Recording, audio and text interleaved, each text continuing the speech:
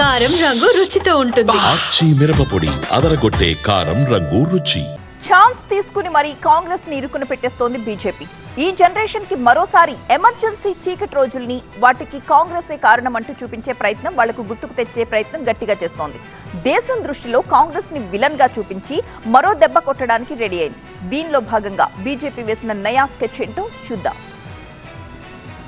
తాము ప్రజాస్వామ్య రక్షకులమని, కాంగ్రెస్ ప్రజాస్వామ్యం పక్షకురాలంటూ మైకులో అరిచి మరీ చెబుతోంది బీజేపీ. కాంగ్రెస్ ను కార్నర్ చేసే విషయంలో ఏ చిన్న అవకాశాన్ని కూడా జారవిడ్చుకోవడం లేదు బీజేపీ. ఎమర్జెన్సీ రోజుల్లో రాజ్యాంగం ఖూనీ అయిందంటూ కమలం పార్టీ ఆరోపిస్తోంది. దీనిలో భాగంగా ఇవాళ సంవిధాన హత్యా దివాస్ ను నిర్వహిస్తున్నారు. కేంద్ర సాంస్కృతిక శాఖ, ఢిల్లీ సర్కార్ దేశ రాజధానిలోని త్యాగరాజ స్టేడియంలో ఈ కార్యక్రమాన్ని నిర్వహిస్తారు. దీనిలో భాగంగా కేంద్ర హోంమంత్రి Amit Shah long live democracy యాత్రను ప్రారంభిస్తారు. ఎమర్జెన్సీ రోజులపై ఎగ్జిబిషన్తో పాటు పలు కార్యక్రమాలు నిర్వహిస్తారు. జూన్ 25, 1975లో దేశంలో ఎమర్జెన్సీని పెట్టారు నాటి ప్రధాని ఇందిరాగాంధీ. అత్యవసర పరిస్థితిని విధించిన తర్వాత అప్పట్లో దేశంలో మానవ హక్కుల ఉల్లంఘనలు, అరాచకాలు జరిగాయి అనేది ప్రధాన ఆరోపణలు. దీనంతటికీ కాంగ్రెసే కారణమని, ఆ పార్టీనే విలనని అప్పట్నుంచి ఇప్పటిదాకా వివిధ రాజకీయ పార్టీలు, ప్రజా సంఘాలు ఆరోపిస్తూనే ఉన్నాయి. భారతదేశ ప్రజాస్వామ్య చరిత్రలోనే దీన్ని చీకటి చాప్టర్గా అభివర్ణిస్తారు చరిత్రకారులు. జూన్ 25ని సంవిధాన హత్యా దివాస్ గా కేంద్రం నోటిఫై చేసింది.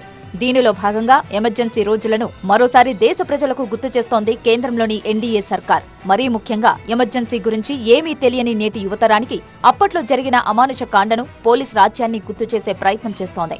దీనికి సంబంధించి దేశవ్యాప్తంగా కార్యక్రమాలు నిర్వహిస్తోంది. ఎమర్జెన్సీ విధించి 50 ఏళ్లైన సందర్భంగా కేంద్రం ఈ కార్యక్రమం చేపట్టింది. ఈ సందర్భంగా కాంగ్రెస్, ఆ పార్టీ మిత్రపక్షాలపై కేంద్ర హోంమంత్రి అమిత్ షా విరుచుకుపడ్డారు. 50 साल के पहले जो हुआ इसकी चर्चा कर आज क्या करें, और आपातकाल जैसी लोकतंत्र की नींव हिलाने वाली की घटना,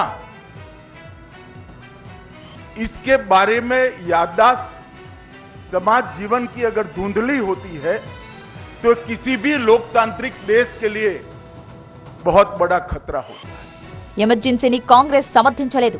ఎన్డీఏ చేపట్టిన కార్యక్రమాన్ని నేరుగా విమర్శించలేదు. అలా కాంగ్రెస్ ను మరోసారి ఇరుకున పెట్టింది బీజేపీ.